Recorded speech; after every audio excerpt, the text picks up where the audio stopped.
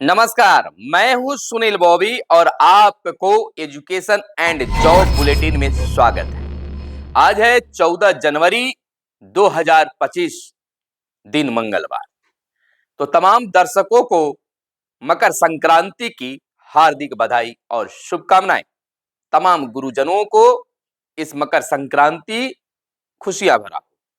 दोस्तों, शिक्षा विभाग में ना जाने इन दिनों क्या कुछ चल रहा है। पहले पत्र, फिर निरस्त, फिर आदेश, फिर शिक्षक परेशान। ना जाने क्या क्या चल रहा है। और नियोजित शिक्षक और विशिष्ट शिक्षकों से सरकार और विभाग को सामंजस्य नहीं बैठ पा रही है।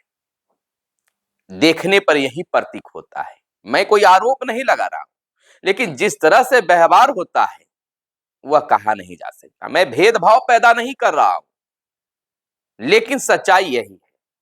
ट्रांसफर की बात आई, फिर वही बात। विभाग को यह पता नहीं कि कितने शिक्षकों ने नियोजित शिक्षक से विशिष्ट शिक्षक बने और विशिष्ट शिक्षक बने शिक्षकों ने आवेदन किया है अभी आवेदन ट्रांसफर को लेकर। तो विभाग को यह जानकारी तो होना ही चाहिए, क्योंकि शिक्षक तो विभाग में ही ज्वाइन किए हैं। फिर इस तरह की बातें क्यों? शिक्षक परेशान होते हैं। अब तक प्रान नंबर जनरेट नहीं किया गया है, जबकि आगे देखिए बीपीएससी से बहाल शिक्षकों के लिए फटाफट फटाफट सब काम हो जा रहे थे। जब टीआरई 1 और टीआरई 2 की बहाली हो रही थी, कितनी रफ्तार से के पाठक के समय सबको स्कूल ज्वाइन करा दिया गया। ये सिद्धार्थ साहब करीब 1,90,000 शिक्षकों के ट्रांसफर करने में उनकी पसेना छूट रही है। आखिर ऐसा क्यों? जबकि उनकी नई ज्वाइनिंग थी। उस समय लेट होता तो माना जाता कि बहुत सारी पेच है। अब जब बहाल हो गए बीपीएससी के शिक्षक, विशिष्ट शिक्षक बहाल है, तो फिर ट्रांसफर में इतनी देर क्यों? सवाल उठता है। लेकिन इसी बीच खुशखबरी है कि वैसे शिक्षक जिनका 50 किलोमीटर की भी दूरी अगर है तो उनका ट्रांसफर कंफर्म होगा। यह विभाग की ओर से निकलकर बातें सामने आ रही है। 50, 60, 70, 80 किलो, 90, 100 जिनकी दूरी है, यानी 50 से ऊपर जिनकी दूरी है, उनका ट्रांसफर कंफर्म माना जाएगा, चाहे वह एक ही जिला में क्यों न हो। उनके भी अभी आवेदन पर विचार किए जाएंगे।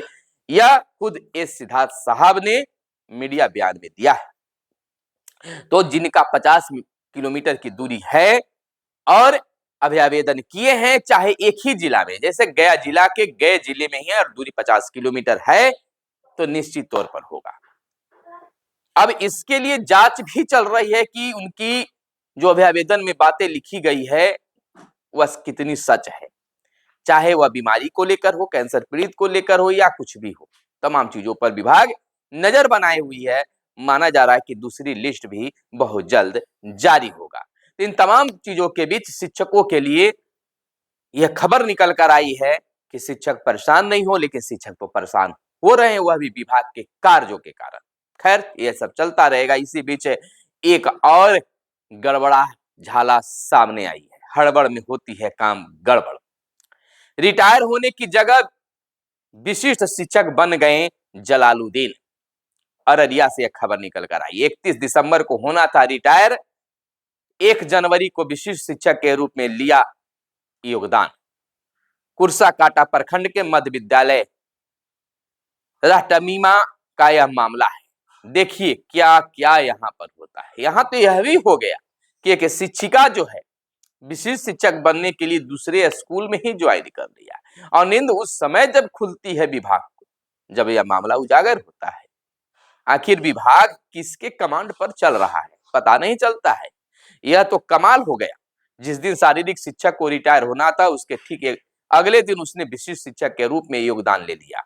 जब मामला सामने आया तो शिक्षा विभाग के अधिकारियों के हाथ पैर कांपने लगे, मानो जैसे उन्हें साफ सूंघ गया हो। आनन फानन में हेडमास्टर से स्पष्टीकरण पूछा गया। खैर, यह बात इस तरह से चलती रहती है। अब तो विभाग उसको सुधारी है। खैर, अब प्रत्येक प्रखंड में बनाई जाएगी एक एक मॉडल पोषण वाटिका। मॉडल पोषण वाटिका क्षेत्र 20 बाई 47 और 20 बाई 30 वर्ग फीट का होगा।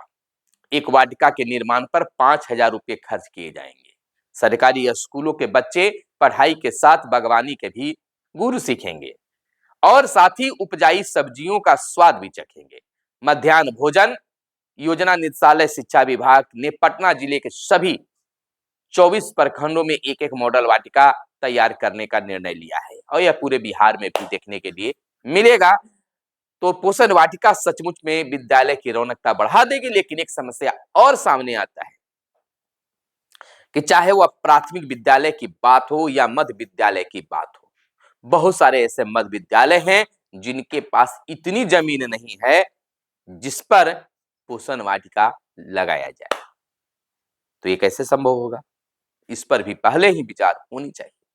खैर, शिक्षकों की नौकरी लगाने के नाम पर 25 लाख ठगे गए। पीड़ित ने रुपए मांगे तो आरोपित ने जमकर पीटा। पीरबहोर थाने से केस दर्ज, जांच में जुटी पुलिस। शिक्षक की नौकरी दिलवाने के नाम पर भाई बहन के साथ 25 लाख रुपए की ठगी कर ली गई। नौकरी नहीं होने पर भाई ने रुपए की मांग की तो आरोपितों ने बीते दिन रात मछुआ टोली पटना इलाके में उसके साथ बेरहमी से मारपीट की। तो इस तरह से ठगी के मामले सामने आ रहे हैं। वही बात अगर शनिवार की अगर कर ले तो शनिवार की दिन इस शिक्षा कोष जो देवता हैं, देव हैं, वह थोड़ा सा छेरिया गए थे, गुस्सा गए थे। विद्यालय से आउट होने के समय उनकी हाजिरी शिक्षकों की नहीं बन पा रही थी, नेटवर्क गायब हो जा रहे थे, बनाने पर आउट दिखा नहीं रहा था। शिक्षक बहुत सारे परेशान हो, बहुत से लोगों का बना, बहुत से लोग निराश ही घर लौट गए, वो भी बहुत लेट लती। 4 बजे उन्हें विद्यालय से निकलना होता है, किसी की 4:30 हुआ, 5 हुआ, 6 हुआ। अब उनके साथ क्या होगा? यह उधेड़बुन में है कि हमारी हाजिरी तो नहीं आउट हुआ, हमारा वेतन कटेगा या कार्रवाई होगी, इस चिंता में शिक्षक बने हुए। इधर पोर्टल से स्कूल आउट होने पर शिक्षक काफी परेशान रहे। इस शिक्षा कोष ऐप से शिक्षक उपस्थिति दर्ज करा रहे हैं। हालांकि इस कोष के अनेकों त्रुटियां विभाग सुधार कर रही है, जिससे शिक्षक आसानी से अपनी उपस्थिति आउट दर्ज कर सके। लेकिन सोमवार को, क्षमा करेंगे शनिवार नहीं, सोमवार को इस शिक्षा कोष पोर्टल पर आउट होने में भारी परेशानियों का सामना करना पड़ा। मानो लग रहा था कि शिक्षा कोई कोष जो है किसी ने हैक कर लिया है। हालांकि इस ऐप पर अभी भी कई सुधार की जरूरत है। इस समस्या से शिक्षक काफी परेशान दिखे। शिक्षक इस शिक्षा कोष पर स्कूल से आउट होने में शिक्षकों का पसीना छूटता नजर आया सोमवार को। हालांकि ऐप के कोई टेक्निकल त्रुटि के कारण आउट होने में काफी परेशानी दिखने को मिली। शिक्षक के लिए बने ग्रुप में शिक्षक आउट नहीं होने पर अपना मोबाइल के साथ तस्वीर भी भेजते दिखे। परेशानी शिक्षकों के साथ हुआ। हालांकि इस तरह की बातें आए तो विभाग को पहले सूचित कर देना चाहिए कि आज की अगर हाजिरी नहीं भी बनती है तो कोई दिक्कत नहीं हो, शिक्षक परेशान नहीं हो। जिस तरह की बातें हैं या फोटो तिरने की बातें हो तो वो तमाम गाइडलाइन पहले शिक्षा विभाग को जारी कर देना चाहिए। शिक्षक यूं ही क्यों परेशान होते रहे। इधर मिड डे मील की गड़बड़ी पर एचएम हटी।